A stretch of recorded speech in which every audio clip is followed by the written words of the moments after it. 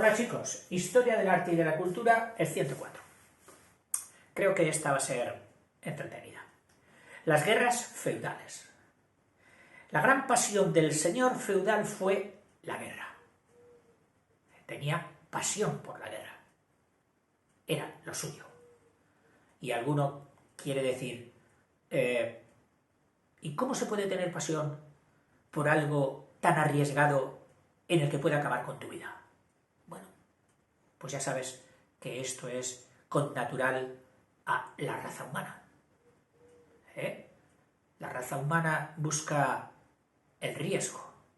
Hoy muy nombrado con el nombre de segregar adrenalina. Buscar la emoción. La emoción que el riesgo lleva asegurada. Claro, el hombre prudente mide. El hombre prudente dice, a ver, a mí me gusta emocionarme como a todo el mundo, pero ¿cuál es el riesgo que corro para experimentar esa emoción? Y entonces prorratea y dice, no merece la pena tanto riesgo por esta emoción. Pero en distintos momentos de la historia, esa emoción fue suficiente para arriesgar poderosamente su vida. Como aquí, el señor feudal, amante de la guerra. Peleaba no solo por interés o por amor propio, sino por un auténtico placer de guerrear. O sea, era su vida. El derecho de guerra privada, que era la verdadera plaga de la época, era ejercido constantemente.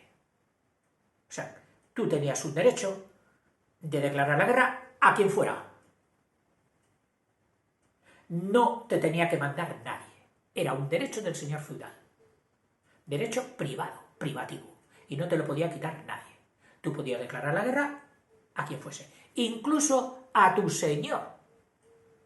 Incluso a tu rey. Fíjate, este derecho privado. Rotas las hostilidades entre dos señores, es decir, una vez que se habían puesto a malas, cada uno de ellos al frente de sus vasallos, y estos con sus respectivas mesnadas, que así se llamaban el conjunto de hombres de guerras, las mesnadas, se lanzaba contra su adversario. Las campañas bélicas consistían en encuentros brutales entre dos masas de caballeros pesadamente armados, acompañados de pillajes colectivos, incendios y encarcelamientos. Vamos, el caos. Si lograba llegar a la población defendida o que era vasallos del señor contra el que guerreabas, solo tenías que coger rapiña, robo, asesinatos, todo. Brutal. Incendios, quemar lo que no podías llevarte y encarcelar a la gente que previeras que podría serte útil, porque podrían pagar rescate por ellos y obtener dinero. Entonces, claro, tú no matabas a un señor que parecía importante, porque si lo tenías encarcelado, alguien vendría a rescatarle y te pagaría dinero. Más que guerras propiamente dichas, eran terribles racias o algaradas.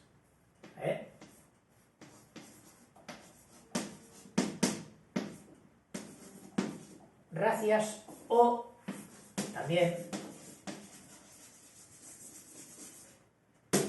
algaradas. Son dos conceptos que reducen en extensión lo de guerra. Guerra masiva de un reino contra otro. No. Esto eran guerras minúsculas, pero muy cruentas. Racias o algaradas. Y todas provistas, eso sí, de la velocidad de ataque. Pillar desprovistos al enemigo.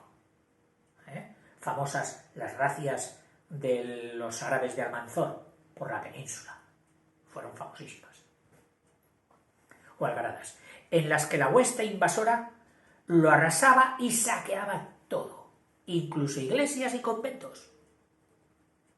No había respeto por lo sagrado, en un principio, y cuya principal aspiración era apoderarse del señor enemigo para luego exigir por él fuerte rescate que tenían que pagar sus vasallos, si querían recuperar a su señor. Las verdaderas víctimas de estas campañas eran los de menos poder, los campesinos, pues las mesnadas, es decir, el conjunto de luchadores básicos, de soldados básicos que eran los siervos y campesinos, impotentes contra el castillo, saqueaban e incendiaban sus viviendas y cosechas. Es decir, las mesnadas vencedoras, o que estaban ya a punto de asediar el castillo de su señor enemigo,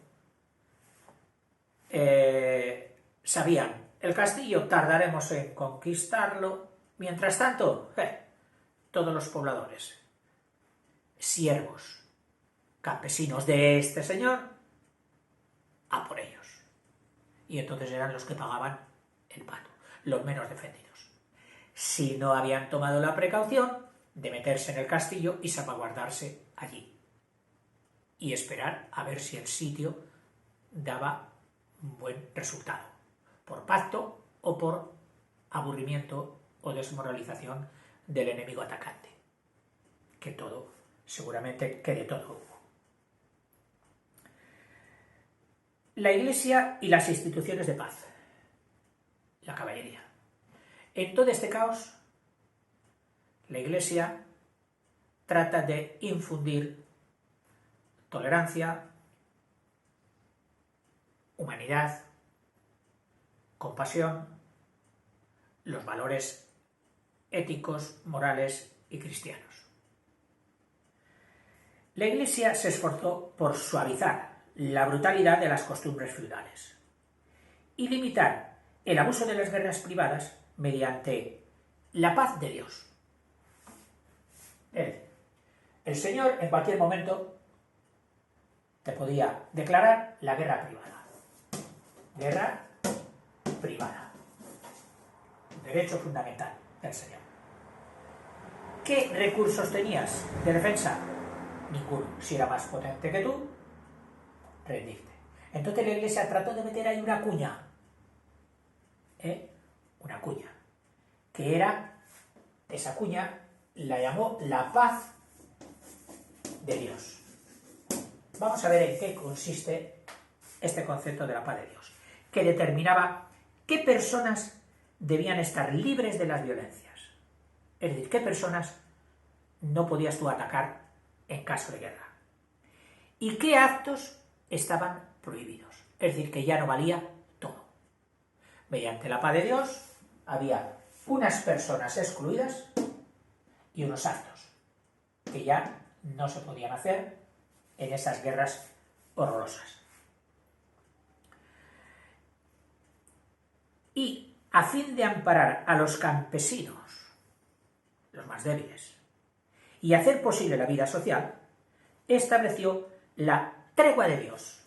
Es decir, para salvaguardar a las personas, estableció lo que llamó la tregua de Dios.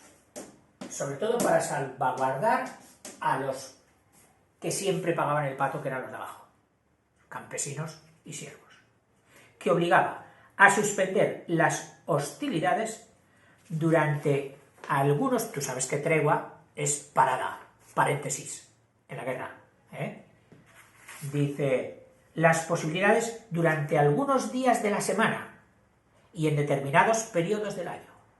Por ejemplo, el viernes hay tregua, seguiremos el sábado.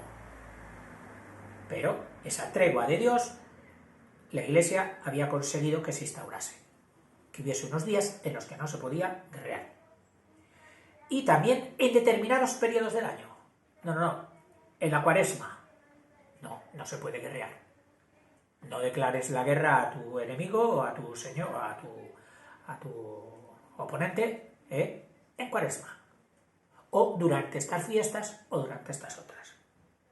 En general, desde la puesta del sol del miércoles hasta la salida del sol del lunes, desde el miércoles, desde la puesta del sol, es decir, final del miércoles, jueves, sábado, domingo y lunes. Dice, en general, desde la puesta del sol del miércoles hasta la salida del sol del lunes. Es decir, el lunes ya se podía volver a guerrear. Pero estaban estos 3 días, perdón que me he olvidado del viernes, 4, jueves, viernes, sábado, domingo, eran la tregua de Dios. No se podía guerrear. O bien del sábado al lunes, o bien del sábado al lunes. Es decir, había una tregua amplia de 4 días y había otras treguas de menos días, de sábado a lunes. O sea que cogía el sábado y el domingo. Y también otras épocas que coincidían con periodos litúrgicos, como la Cuaresma, los 40 días en que Cristo estuvo en el desierto, y el Adviento, las semanas anteriores a la fecha del nacimiento de Cristo. Y en los días de fiesta o de solemnidad religiosa. El día de San Pablo, el día de San Pedro, no, es tregua. No se puede guerrear ahí. Oye, es que estoy combatiendo. No, pues ese día tendrás que descansar. Pero prohibido terminantemente. La Iglesia consiguió también dar carácter casi sagrado a los deberes y leyes de la caballería, imbuyendo a los señores que sólo debían combatir por una causa justa o en defensa de los débiles y de la Iglesia. Es decir, el principio de la ambición, de la rapiña, ambición, rapiña, robos, botines, al precio que sea, la Iglesia dijo, esto no es humano. Si has de guerrear, que sea por las causas nobles. Que sea por las causas nobles. Puedes guerrear por una causa justa, porque has observado que hay una injusticia. Puedes guerrear en defensa de los débiles y los oprimidos. Y puedes guerrear para defender, por supuesto, eso sí, a la Iglesia. Por estas 3 causas y serás un caballero noble. Ya dignificaba mucho al otro guerrero de instintos animales, egoísta, etc. La caballería, así con letras mayúsculas, fue una institución medieval surgida de las costumbres guerreras de la época y principalmente de la educación que recibían los hijos de los señores. Su finalidad era adiestrar a los jóvenes en el manejo de las armas y convertirlos en profesionales de la guerra, ya que la carrera de las armas o la eclesiástica eran las únicas que consideraban dignas para la nobleza. Si eres noble, hijo de noble, tienes 2 caminos: las armas o el empleo. Hacerte caballero o hacerte sacerdote. Esos eran lo único que el noble consideraba adecuado para él. Todo el resto de los oficios, no. Ni siquiera el de escribano, ni siquiera el de comerciante, ni siquiera el de trovador. No. Un noble solo tenía 2 caminos.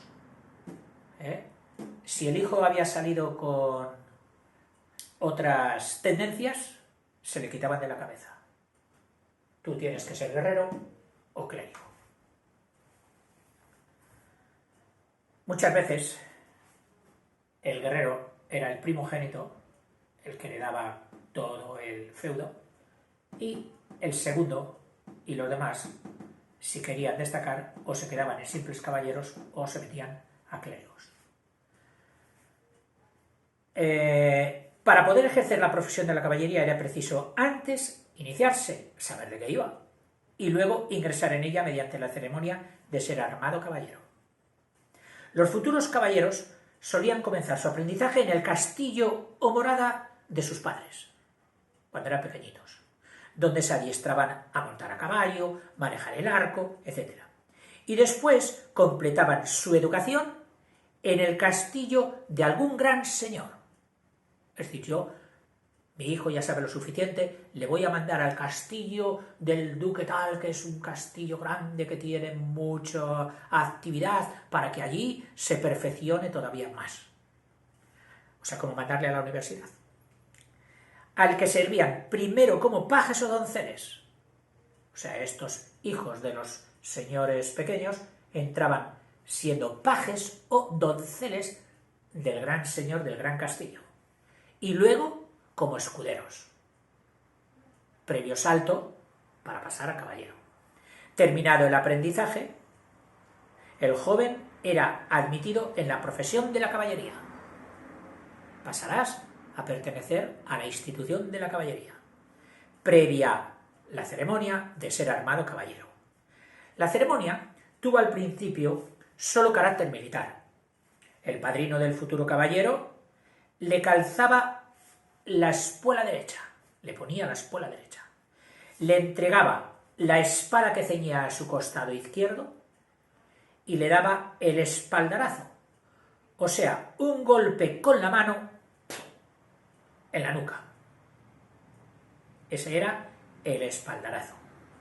Pero a partir del siglo XI, la Iglesia, a fin de cauzar y moralizar los instintos brutales y las costumbres guerreras de los señores, les inculcó que sólo debían combatir por una causa justa o en defensa de los débiles y de la Iglesia, y que debían ser castos, no coger a la primera mujer que pillaban en sus conquistas, debían ser castos,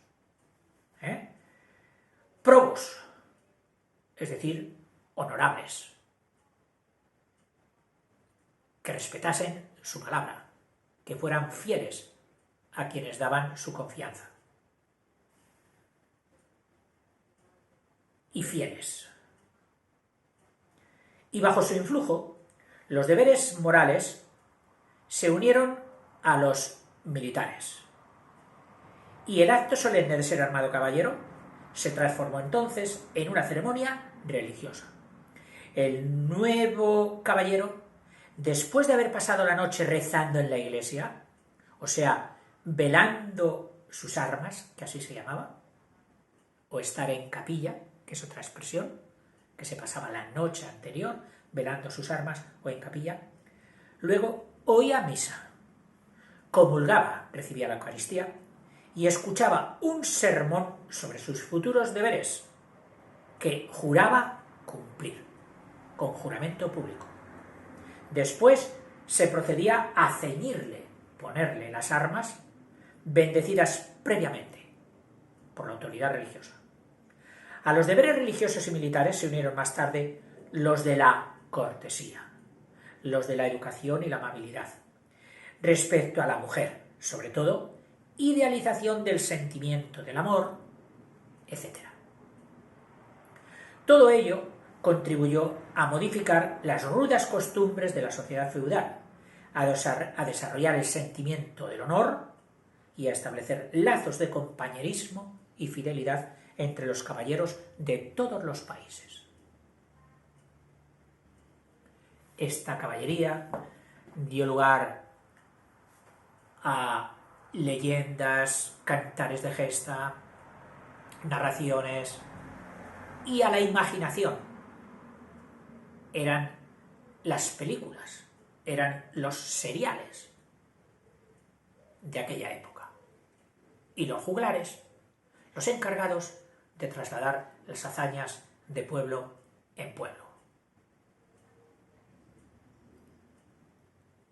Muchas películas y muchas novelas de hoy siguen versando sobre todo este conjunto de escenas de la Edad Media. Recuérdate algunas, que ha sido Flecha Negra, Ivanhoe, Ricardo Corazón de León, por no decir ya los cantares de gesta anteriores del cantar de Roland, que luego hablaremos, el cantar de Mio Cid, en fin. Un mundo que, idealizado como todos los mundos, puede resultar bonito. Pero para haber vivido en él, ojito, era muy duro. Hasta luego.